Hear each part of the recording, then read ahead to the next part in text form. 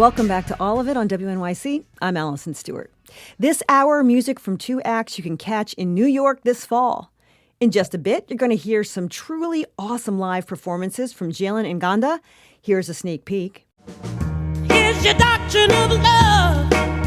You have to pay the price, make the sacrifice. Oh, here's your doctrine of love.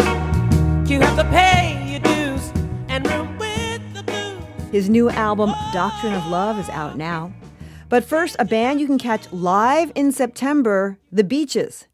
The Toronto-based rock band have been together for more than a decade before their 2023 breakup anthem, Blame Brett.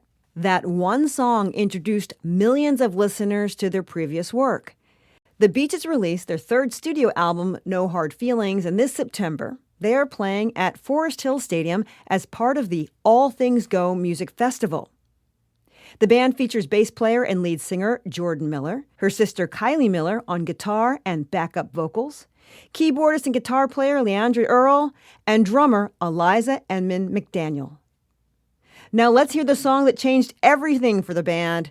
This is The Beaches with a live performance of Blame Brett. Done being the sad girl, I'm done dating rock stars who now want only actors, tall boys in the Raptors. I'll become a disguised as a bad girl, and my body not should a natural disaster. Hey, you can be my baby, baby, baby. You can be my baby boy, lady. You can be my baby, baby, maybe. Oh, oh, I'm sorry in advance. I'm only gonna treat you bad. I'm probably gonna let you down. I'm probably gonna sleep around. So sorry in advance. Before you take off your pants, I wouldn't let me near your fence. I wouldn't let me near your dime. So don't blame me, blame Brett. Blame my ex, blame my ex, blame my ex. Don't blame me, blame Brett. Blame my ex, blame my ex, blame my ex. That's why I won't get vulnerable. Don't you dare get comfortable. Heartbreak is impossible. Feelings doing somersaults. I'm not ready for therapy. Take accountability. Right now it's about me and only about me. Hey, you can be my baby, baby, baby. You can be my baby boy, lady. You can be my baby, baby, maybe. Oh, oh, I'm sorry in advance. I'm only gonna treat you bad. I'm probably gonna let you down. I'm probably gonna sleep around. So sorry in advance. Before you take off your pants, I wouldn't let me near your fence. I wouldn't let me near your dime. So don't blame me, blame Brett. Blame my ex, blame my ex, blame my ex. Don't blame me, blame Brett. Blame my ex, blame my ex, blame my ex. I'm only in it for the sex. That's why I'm never gonna love again. I'm only in it for the sex. Blame my ex, blame my ex, blame my ex. Don't blame me, blame Brett. Blame my ex, blame my ex, blame my ex. Don't blame me, blame Brett. Blame my ex, blame my ex, blame my ex. That took me everything not to sing along with you. Oh my God, you should join next We would have time. welcomed that. That's The Beaches. It's amazing. When did you first realize that song went viral? How about you, Kylie? What do you think? I think we noticed when Leandra posted it, the original TikTok, and I think like you were away, you were in Florida or something on vacation with your girlfriend. Yes. And then you came, I think you were just like out all day, and then like I think we just saw the numbers kind of start jumping and jumping, and then like we all went to sleep that night. And the next day, it was like it had hit like 1 million 1.5 views almost. Yeah. It eventually got up to like 3, but it just ended up completely transforming our lives, and it's so wild that that's like happened over like a year It's and a half crazy. ago. Like that studio, like that vocal booth has become sort of like famous within the Canadian music industry. It's like that's where the Beaches had their TikTok moment. Now that you've had time to sort of process it, what did it mean for your career to have that moment?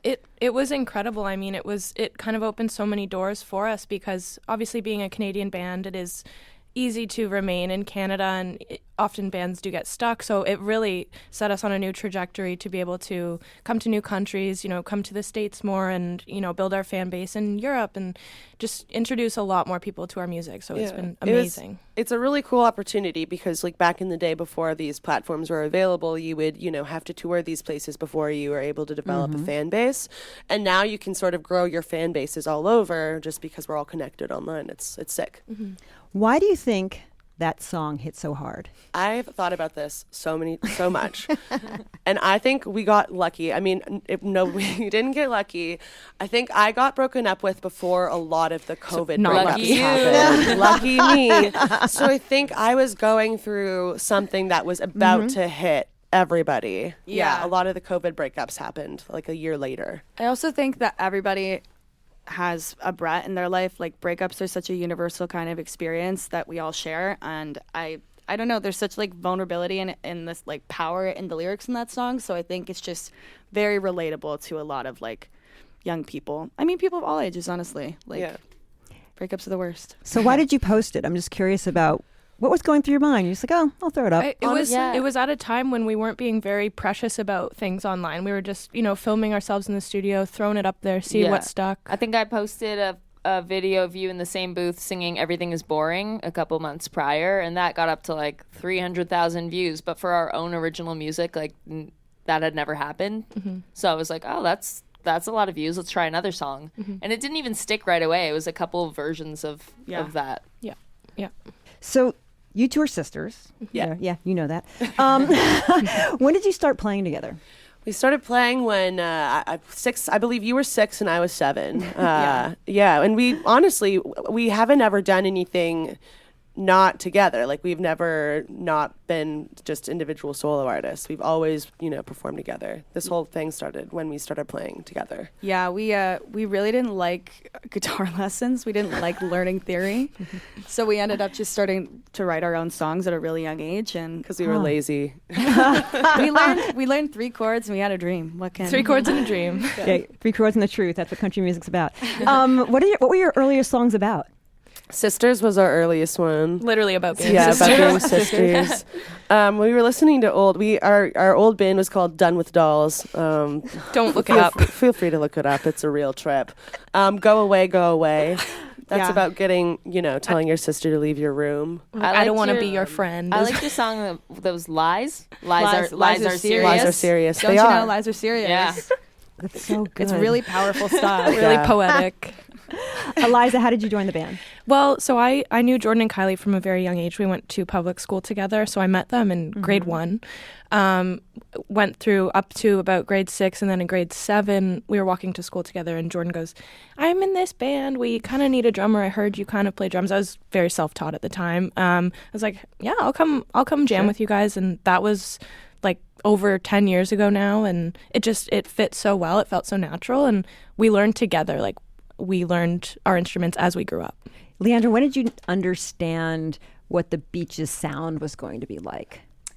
I think I joined right after you guys decided to change your sound. I was a fan of Done with Dolls. She was went to their shows. I know more about Done with Dolls in a minute, but keep going.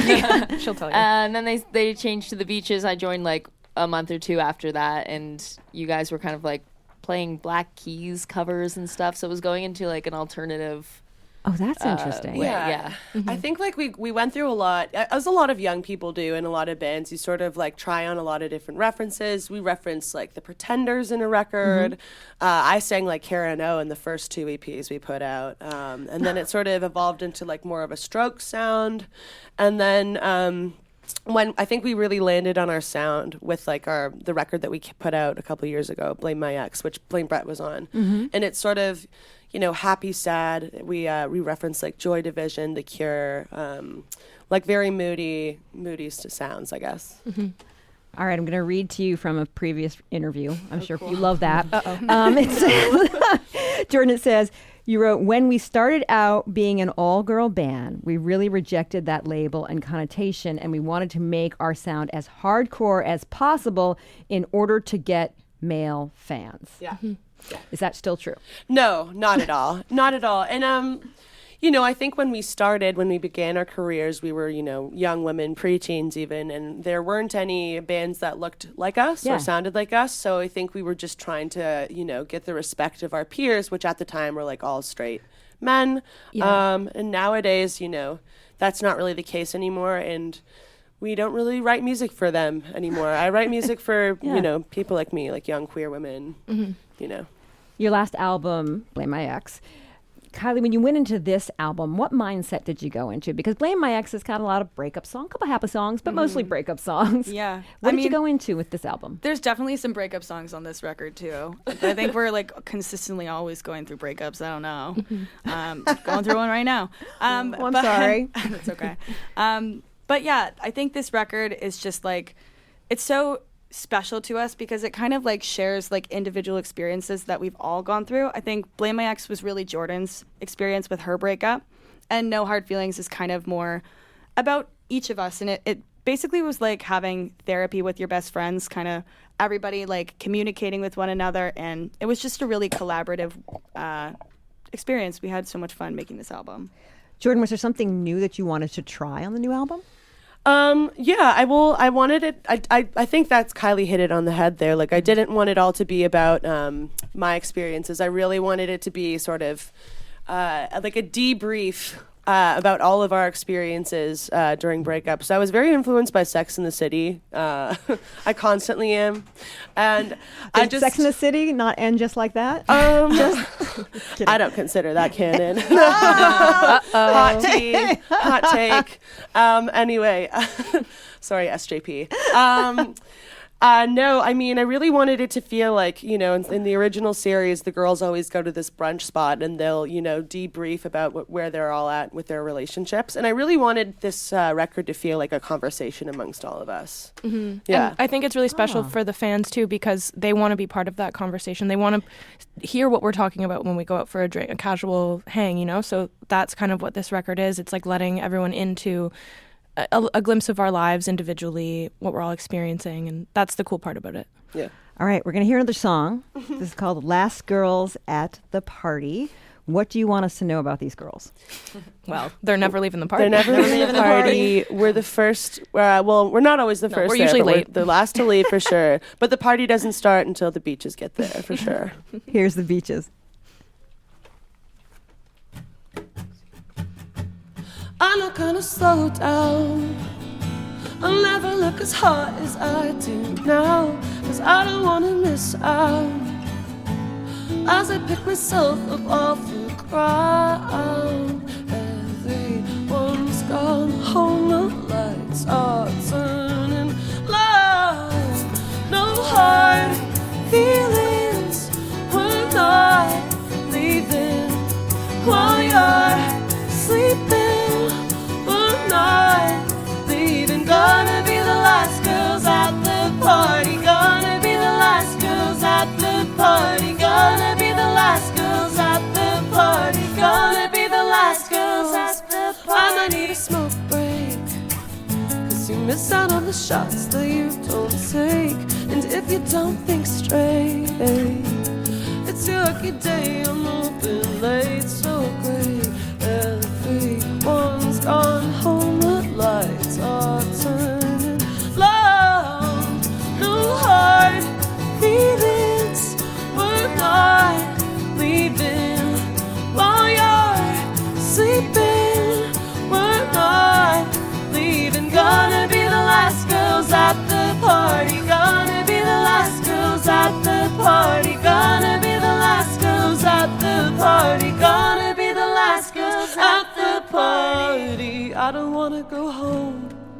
We should. At some point. It's only one, right? I don't wanna go home. But we should. So many hot girls here. It's only 2, right? It's only 3, right? It's only 4, right? It's only 5, right? It's only 6, right? It's only 7, right? It's only 8, right? Gonna be the last girls at the party. No hard feelings. We're not leaving while you're sleeping. We're not leaving. Gonna be the last girls at the party. Gonna be the last girls at the party. Gonna be the last girls at the party. Gonna be the last girls at the party. Oh, oh, oh, oh, oh. Oh, oh, oh, oh. Gonna be the last girls at the party. Gonna be the last girls at the party. Gonna be the last girls at the party. Gonna be the last girls at the party. That was The Beaches with a live performance of their song, Last Girls at the Party. We'll have more after a quick break. This is All of It.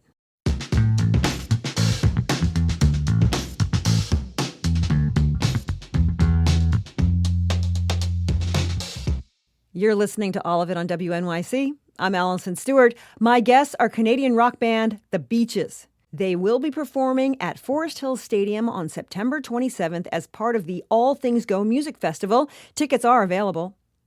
At a stadium like Forest Hills, the band can really rock out. But for our studio, they played acoustically. Lead singer Jordan Miller talks about the two different approaches. It's about dynamics, right? So when you're playing with acoustics, you have to think like, okay, if you're just using your voice, an acoustic guitar or a shaker, you got to think, how can you add dynamics to the set? So adding claps in certain moments. Songs have to have they have to be quieter at some points and louder at some points. So it's just like sort of getting together and being creative and making it work with what you got. Probably breathier vocals. Yeah, It's usually screaming on stage. It's nice. Yeah, it's nice not to yell. It's great. It's a nice break for me to have this single egg in my hand as opposed to an entire drum kit. What do you notice about your songs when you hear them acoustically?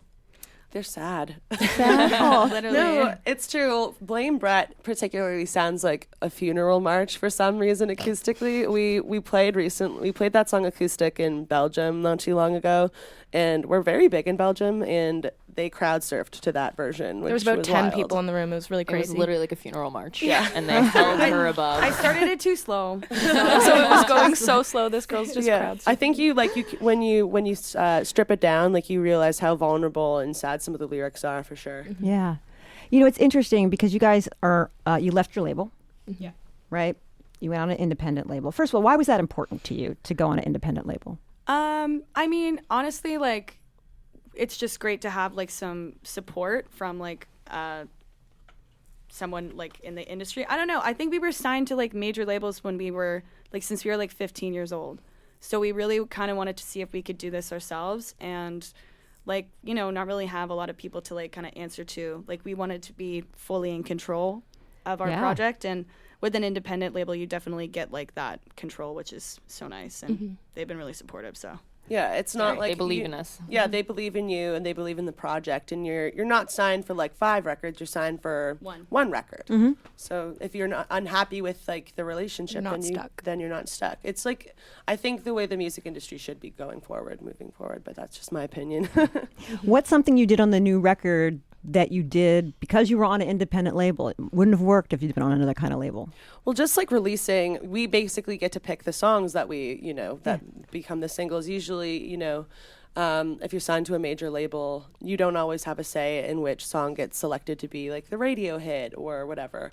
With this, we can sort of slowly premiere new music on TikTok and let the fans have a bit of a say, and also which sort of gets selected to be the single. It's just nice to have the label have so much faith in what we're going to put out. It's very encouraging as an artist. I'm going to read another quote from another magazine. Are you ready, Jordan? Ready. All right. It's a good one, though. It says, you told DIY magazine, the people we're making music for are girls, gays, and theys. Yes. Yes. Correct. Heck yes. Heck yes. Tell us, if you don't mind, tell us how your identity factors into your songwriting. Well, I mean, I think again where we really started to like hit our stride with our songwriting is when we really just were vulnerable and shared like real experiences. We weren't really we were just sort of, trying to be ourselves and trying to sorry, my brain's a little dead today. Yeah. No, like in COVID, I came out as a lesbian. Big surprise to everybody. And then it was like, okay, well, we have all this music that, I mean, written from Jordan's perspective, but she was like, we should start writing from other members' perspectives because there's so many more identities in this band, which then resonates with our fan base. So it's been really helpful for all of our queer fans to hear like their stories shared. Yeah. Mm-hmm. Yeah. It's important to share, like that's how you like make real change is that people hear their stories shared in all forms of art, That's really interesting. That's really sort of big of you. To think like everybody should be included, not just my songs. It's like Jordan was saying, like we write music for the girls, gays, and theys, and when they weren't hearing enough songs about their experiences, we hear from that, and we learned from that, and so I think it was really important to us to include some queer storytelling on this new record. So on the next one, unlike the last one where there were 2 songs about a queer relationship, in this next record it's like the majority of the album is about that. So yeah, we just want to make sure that everyone feels seen and acknowledged and part of this Big Beaches family. My guests are the Beaches, Jordan, Kylie, Leandra, and Eliza. And this is Did I Say Too Much from the Beaches.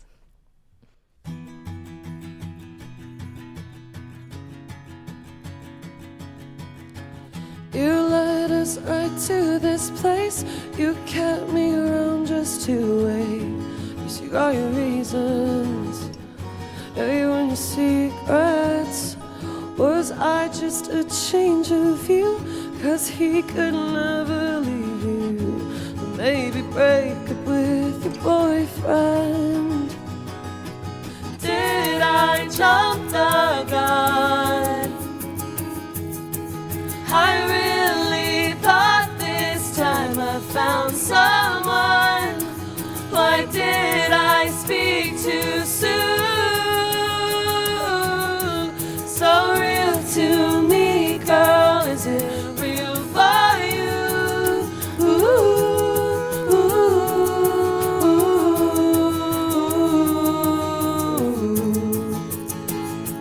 did I say too much?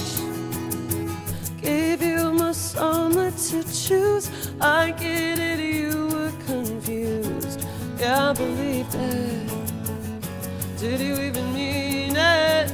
Every time I almost call you, I just take a drink. Was a whole relationship just your boyfriend's game? Did I jump the gun? I really thought this time I found someone. Why did I speak too soon? So real to me, girl, is it real for you? Ooh,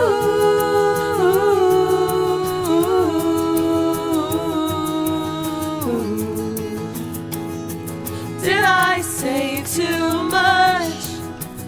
Even in the breakup, you can make your mind up to the extra measure. Gave me back my sweater soaked in your perfume. What the hell is wrong with you? This one's for you to cover. Say it to your lover. Now I've seen the whole road. Heartbreak, it's a rich girl. We both know the truth. That I'm a lot to lose. Did I jump the gun?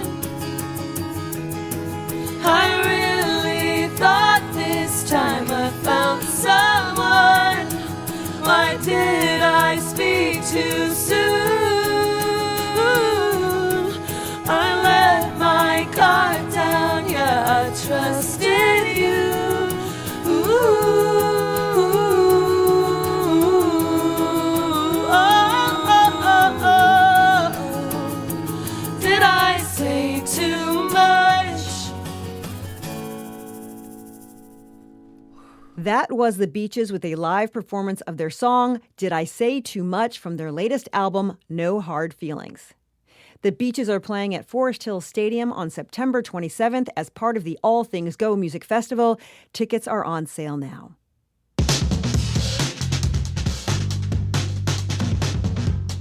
On the way, more live performances, this time from soul musician Jalen Nganda. He's got a voice you won't want to miss. This is all of it.